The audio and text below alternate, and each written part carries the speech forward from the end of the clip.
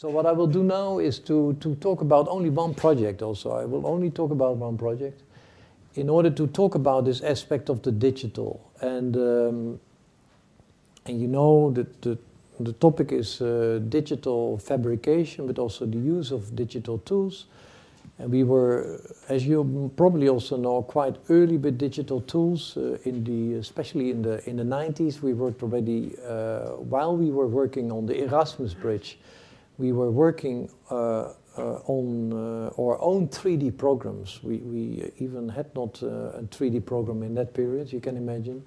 But we developed our own coordination system in order to make sure that the contractors, in that time, that was an offshore builder who did built the bridge for us in Rotterdam.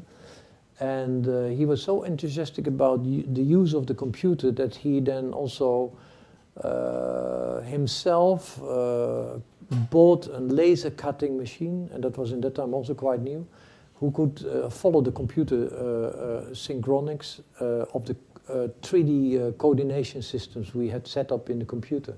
So, and I'm talking really about 1994, 1995. And the bridge, as you know, was finished so in 1996, 7. But maybe you have heard also that we are now going into the next phase of the use of the computer. We launched yesterday, actually literally yesterday, a new company being set up next to UNStudio. It's called UNSense. You can look it up. You're allowed to look it up quickly. You can find it on the zine. We announced it first on the zine. There was a short interview there. And the reason why we set it up UNSense is because I believe that today, if you look at the development of technology in, for instance, cars, like take, for instance, the latest Tesla, there are maybe in that car 200 sensors. And the sensors are all used for safety, self-driving, coordinated driving in the future. For every form of quality, what is used for the production of this car and the use of the car. But in architecture, if you come in a building, you can find maybe only 3 sensors. So the building industry is really behind with the way how technology is used. And I'm not, with this new company, setting up a philosophy around the smart building concept or the smart city concept. I want to give it more direction towards the way how architects should use a better meaningful direction towards smart technology. Like, for instance, the theme of health. Like, you probably don't know, but I did a lot of research at Harvard, where, for instance, with my students, I looked at the indoor environment and how unhealthy the indoor environment is. If you look at the air systems, the quality of light, the materials used, the quality of the time we spend into buildings, and that's almost 70% of your time. I mean, especially here in the West, we spend for 70% of our time indoors. With this quality of an indoor environment, what is not so healthy, we want to really improve that with new technologies. Well, read about it, but it is the next phase of the use of technology in architecture, whereby I believe that give it another 5 to 10 years, architects will also slowly move more into the tech world, and with UNStudio we go tech, as we say, through this new company. Because the financial models and the way how we need to develop apps and work with programmers, etc., it's not anymore possible to have that in the traditional architectural practice. Anyway, that I'm not going to talk about the new company. I want to explain that the use of technology towards meaningful treasures of the way how it can influence people and the people who use architecture is going to be very important, because I think that buildings will adapt themselves in the future towards people, whereas in the past, people had to adapt themselves towards architecture. But let's go back to the Arnhem train station. So the Arnhem Central Station, we designed that literally 20 years ago. We called it a station with a twist, because we wanted to rethink the station. A station with many other infrastructural entities, like 2 bus stations are to be found around the station, a bicycle parking, a high-speed train had to pass this station. A lot of programs were the entity of to be introduced around the station, because the government believed that the train station needed to be renewed in Holland. And you know that maybe from Rotterdam, Utrecht, Amsterdam, and also here Arnhem, that all these stations have been redeveloped. But what we discovered that it was important to rethink the station as a celebration of the way how one travels, because I mean the use of public transport is today very important. If you think about all the use of the cars and the enormous amount of negative influence of cars today has been influenced the infrastructure in Holland, for instance. It's unbelievable. So in order to support public transport, we argued that it is very important to bring a lot of programs around the station. Anyway, the history of making stations in Holland and making the rail lines is quite interesting, because it used to be so that sometimes if an owner of a ground was not interested in having a piece of iron rail, or an iron road, as they called it, going through their land, they didn't work together with the public in that time, you know, or with a public investor, or in this case the government. The trains had to go around the land, and then, you know, maybe 10 or 15 years later, the family might give in, and then the iron road was straightened. But this flexibility and this enormous amount of easiness of how these rail tracks were introduced in the Dutch system is something also what we need to learn from for stations as well. How can we make stations also flexible?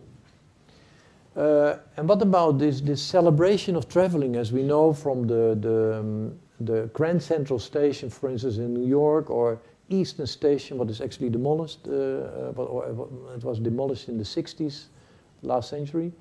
The celebration was really very active in that time, and we in that time believed that traveling was a fantastic thing to experience when you leave the station, or when you leave the city, or when you leave with your family the place, or when you arrive at the place where people are happy to be celebrated by the family who came home. So this idea of coming home and departure is something we wanted to also bring back to the future of the station. So I don't know. Oh yeah, I have a point here. So this was the way how we started with the project. So we have here the tunnel towards the platforms of the station.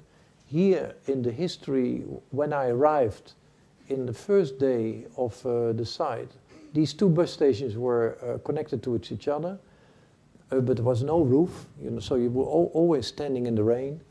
And then there was a public square on this side here of the major square in front of the old station, what was standing here.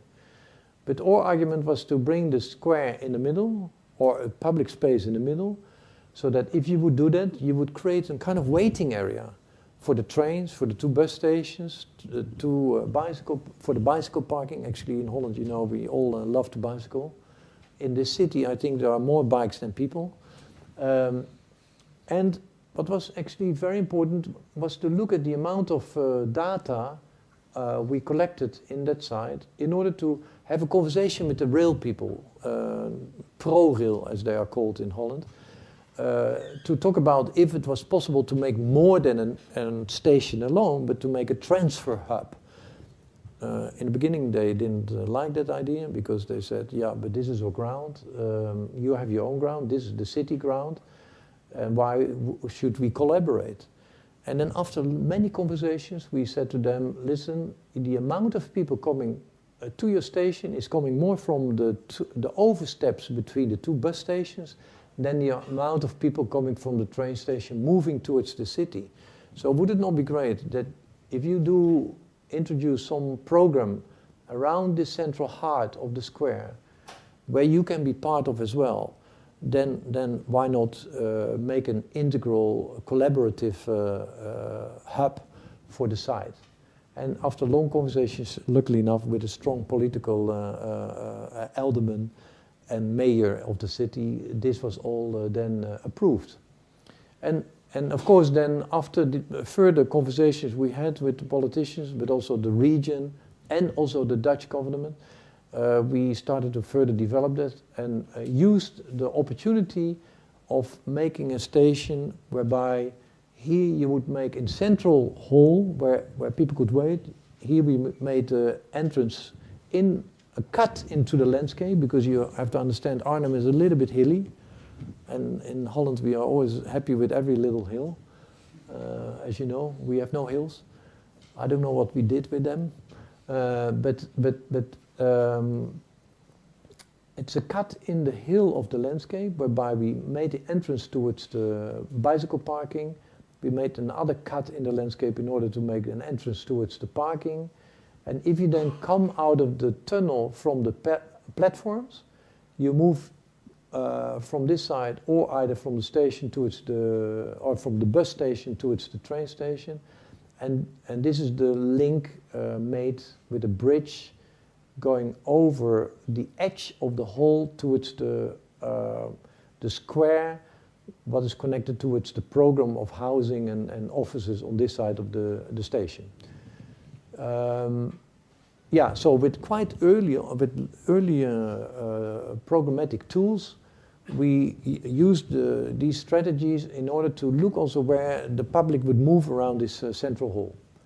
And of course we wanted to make this transfer machine whereby you would, I don't want to say that you would step into a time machine, but that you would step into a world of traveling where everyone would see each other, that you would feel safe in the place, because many stations after 9 o'clock in Holland were not so safe anymore, because, like I said, the station became the back of the city. They became a little bit the negative side of the city. This is one of the images taken so 7 years ago, whereby you see also how green. The city is quite dense, but it's also quite green. And we picked up this kind of hilly side of particularly this side of the city. If you stand in the park of Sonsbeek, is the name, then you can look really onto the roofs of the station. And that's why we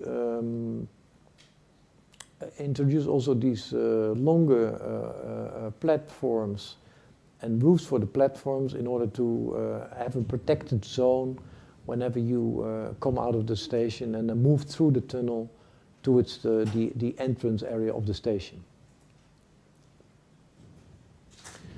But Arnhem also believed that it would become a very important hub between the German, call it Ruhrgebied, and the Randstad, as we call it in Holland, because the Randstad is the combination between many cities where the public transport is connected to. And actually this really worked quite well, because lately a lot of international schools, like the fashion school in Arnhem, was a very important school, like, Victor and Rolf, for instance, came from that school, became a far more international school than ever before. The amount of German students, but also the amount of students coming from this school are going more to other places and use the public transport more often than ever before. And the train is used also for a lot of people now traveling towards Germany, coming from Amsterdam. And sometimes they make also the step over or the stop in Arnhem. The argument was to intensify the amount of people coming towards the site. So that's why we did this, what we called clockwise planning for the site. And later we developed this in a strategy of what we call deep planning. So that you look at the user groups, you look at students, you look where the people who work or people who live in the location, where they move to and what kind of infrastructure do they use. Do they use the bicycle, do they use the train, do they use the car? And how much liveliness can you use on the site or can you incorporate on the site? So this was the first part of the whole development of that what we planned on the site, to look at people, to look where they move, where do they come from, what kind of user groups are they, etc. And we did this connected to another study we had done in New York for the area. This is a cross-section of Manhattan, whereby we discovered that the amount of program around the Grand Central Station makes it a station what is very lively and very attractive, and that people come very easily around that station in order to use any kind of program they want to go to, and that's why this is almost a 24-hour hub in comparison to the Penn Station. Like, I don't know if you've ever been to the Penn Station, but the Penn Station is a station what is not so exciting anymore. After 8 o'clock, 9 o'clock in the evening, especially if you come out of the Madison Square Garden, the theater on top, then it's not really pleasant to move around that place during the night. Although this is going to be changed right now, luckily enough. But this approach of bringing more program to the site and to integrate more different aspects of not only parking, but a city balcony and offices and housing were part of the whole development of the project. As you can see here. So these are all the entities and the different elements, from smaller extensions of tunnels towards a new tunnel we had to introduce in order to make the public easily move from the station towards the city, and the master plan for the whole development of this site has been very important in order to bring everything of that liveliness, what I described, into the site. But how did we have to combine all these programs on top of each other? Because that was the difficulty. How do you do that? How can you have a column system from a parking area towards a bus station and offices on top and housing, etc.? How could you combine it all? And for that we introduced a new kind of construction system. And that is what we call the V system, as you can see here. So these are these Vs. They carry the loads from the parking up to the station area itself. And with these Vs, the V walls, you can see them also here, the forces and also the daylight and the air, the quality of air was all integrated in these kind of double walls, so that like I said, daylight. Also, the people when they come out of the car park could move with a stair or an elevator up to the bus station, and from there move towards the central hall where you could move to the train station. So these V-walls are then brought through the whole length of the site. So they go through the whole site, and they carry all the principles of all the programs on top of each other, because with the column system we were not able to do that. You see it here more in a close-up. But the V-walls extended themselves towards a set of columns in the transfer hall. And then with that, we were able to also bring the roof on top of that, construction. But the most important is not so much this column, as you can see here, in one of the parts of the transfer hall. But the most important is this twist, because it carries the largest span. But I tell more about it later. What we also did was, and in that time it was quite unique that we were able to do that within the city. We used a quite beautiful, almost close to energy neutral system for the whole development of the site, whereby we use the ground, as you know, you can heat the ground, you can use the heat of the ground to warm up the water. We used also that for the electricity, that heat also for the electricity in the site, and that was integrally transported towards the whole location of the master plan of this location. So the good thing is today, if you have a client or a city who wants to develop sustainable ideas, and you can integrate that in a larger master plan, you can make it very efficient. And the costs are maybe 10% higher to introduce that for the construction cost, but it gains an enormous amount of cost for the development of the project later on in the next 50 years.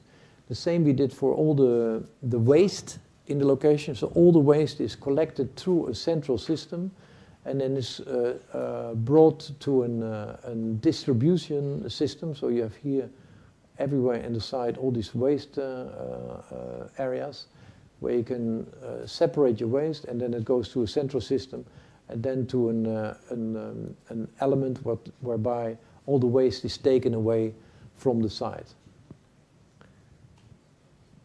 So that meant that we had to introduce big tunnels through the whole site in order to transport all these sustainable principles through the site.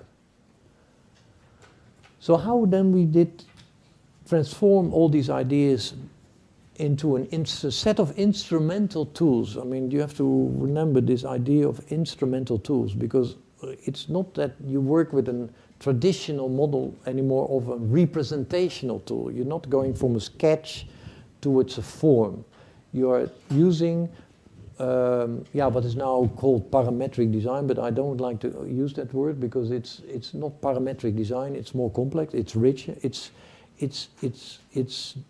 feeding the different entities of the use of the tools are instrumental because they are guided towards certain values.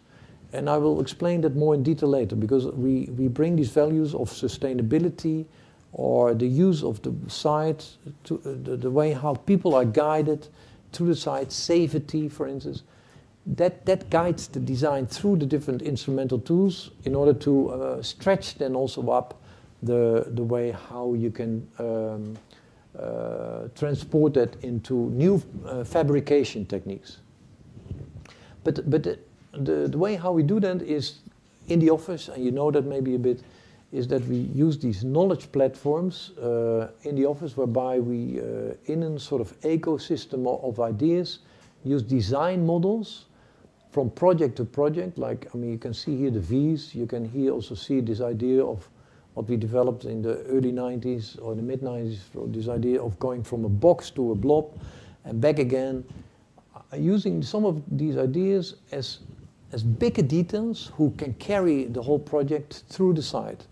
It's like if you write a book, that you would, the best is not to use 20 ambitions to write a proper book or to make a fantastic movie. Often the best is to have a plot with 3 themes or something like that, or to introduce in a project like this 3 elements who carry the project.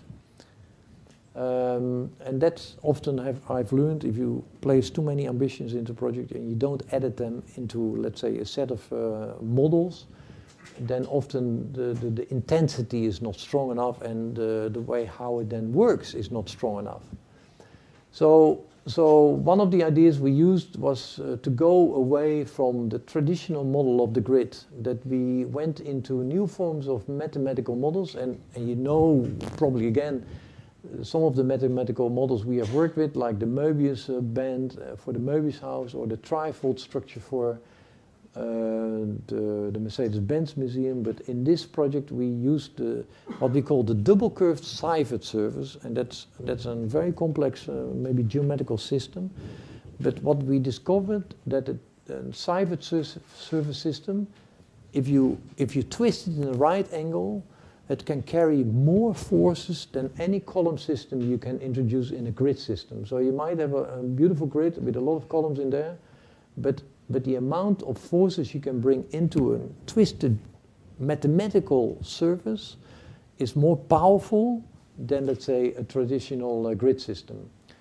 And we tested that, for instance, in this project because we had a big span, and it didn't want to have columns into this station because I wanted to have that everyone who would walk around in the station would always be able to have the view towards other people, that you could look back to where you came from, that you would walk in curves, and that you would be connected always to others, and that you have the eye towards others, that you know where you came from, like traveling in a landscape, that you would be part of the journey of the landscape, and that you could look back towards the landscape. But with that, we introduced this Seifert surface system. But what we discovered that within this mathematical model of this twisted surface, that all the forces would go around the edges of the twisted column, and with that would be able to have a span. We made a span on this side of close to 65 meters, and on the other hand 35 meters, so quite a huge span. And that was even possible with an opening we introduced between several parts of the surface in order to bring the daylight down. So these were the earlier tests of this idea, and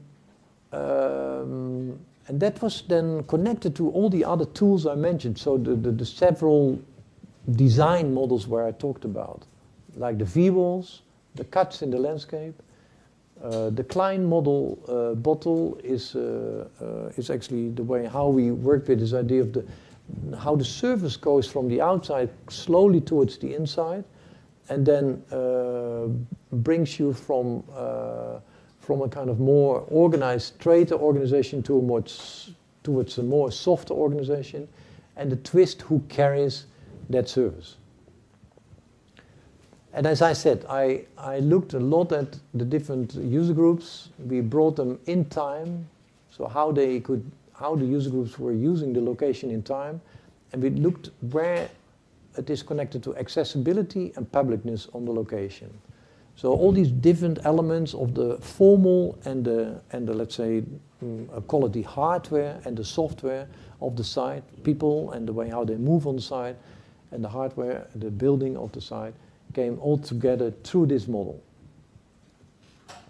Like for instance, we studied how the density of people could have a particular view onto the site. This is a plan of the location with the twist standing in this part here, but this is the area moving from the station towards the central hall, and this is the movement between the part of people moving from the city over the bridge towards the square on the higher part of the site. So these volumes, these channeling volumes, are to do with views, so that you would always, when you would move from this part, you would always see where the entrance of the station is, or that you would look to the entrance of the taxi area, or that you would be able to move and see also all the other entities while you were walking around the train station. And the reason why we did this, because we didn't want to have many signs in the building. The architecture needed to do the wayfinding in a way. This is what I said about the evolution of the twist, that we, through the modeling and the development of the modeling, discovered that these edges were the strongest part of the way how they could bring all these forces together. And then strange enough, like with what I experienced, what I did with the bridge, is that we thought in the beginning that we could do the project in concrete, but we came to steel simply because we could make the forces the forces could move much easier through quite slender structure, and what we liked was that we could montage the building in a far more interesting way, and also in a much more compact way, and in a quicker way than we would do in concrete. The project would have even a longer delay than the 20 years we had already. So we, in the end, went for steel, like what we had also with the Erasmus Bridge, because the Erasmus Bridge needed to be also built in 2 years' time. But of course, constantly check the quality, and made sure that you would also feel and experience a bit the steel work. And the nice thing was with this project that we in the end found a shipbuilder to work with us on this manufacturing strategy for the project. And that's that's a tradition in Holland that the offshore world and the building ship world are quite easily matching themselves together with the building industry. Because of course there was a main contractor controlling all the other elements in the project, and the steel manufacturer was only one part of the construction development in the site. But it resulted in this quite transparent and open station with this twist, as I explained. Luckily enough, we had to have some signs in the building, but if you would be there, then you would be surprised how easy you move from each part of the station because of its transparency. And from, let's say, the train station, the hall, you can easily move towards the bicycle parking. You can go up to the bridge and move towards the taxi area and the offices and the housing area. And as you see, it is quite light, quite transparent. So in this panorama view, while you enter the site, you can see here the entrance of the bicycle storing, the entrance towards the trains. You have, of course, while you're waiting and working, a lot of people work in the station. It's quite interesting because we have a lot of waiting seats in there, but people love to work there and then move on to. When they see when the bus leaves on the central panel, then they leave for the bus station or the train. But that's the nice thing. It's almost working as an airport. People wait until they don't have to wait too long on the platform for the trains, for instance.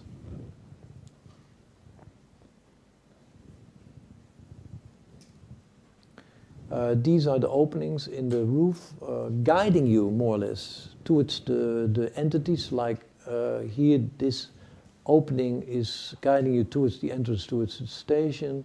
This is the area for the car park. This is the area towards the bicycle parking. And the roof played a very important role because when you are in the towers, you always look onto that roof. So we wanted to make it part of the whole landscape structure of the city of Arnhem. And as I said, some of these ideas have not been developed in the station alone, but they were tested in like the Villa Arnhem, or in the same period while we worked on the train station, we tested things out in other projects. This is the Graz Music Theater in Graz. And so what I like to say here is that we also test these bigger details out in other projects in order to, in series, know what the opportunities are and what the experimental side of it is, and where we know where things work and not work. You know, I've also believed that this interesting aspect between, and Graham Harman is quite an interesting philosopher, maybe you know him. He talks quite nicely about the effect of the object. What the object is not is that all what is introduced here related to the charges, he calls it, and the rushing through the empty space of the way how, let's say, the table is seen today as an object. But it is also not the theoretical aspect of the design of the table, what is actually making the object. It is something of the in-between, what he calls the third table. And I see that similarly as in this station, that we developed many theories out of the train station, like the theme of deep planning, as we call it, or the way how we work with mathematical services. All these theoretical models were important. And also, you know, the computational aspects were highly important in the development of this project. But that's not the essence of the way how we came here to the third table of the design, I would like to call it. The essential is that it is organizing the site, and that it develops a place for people, so that you can easily, in an intuitive way, move through the station, and that you feel that you are almost in a theater, that you feel uplifted when you are in the site, and that it takes you on towards a place where you'd like to come back to. And this is what I think is the most important about stations, that they are not anymore the back of the city, but that they bring you there constantly through the day of moving from work to home into an experience what is exciting and where you'd like to come back to. So thank you very much.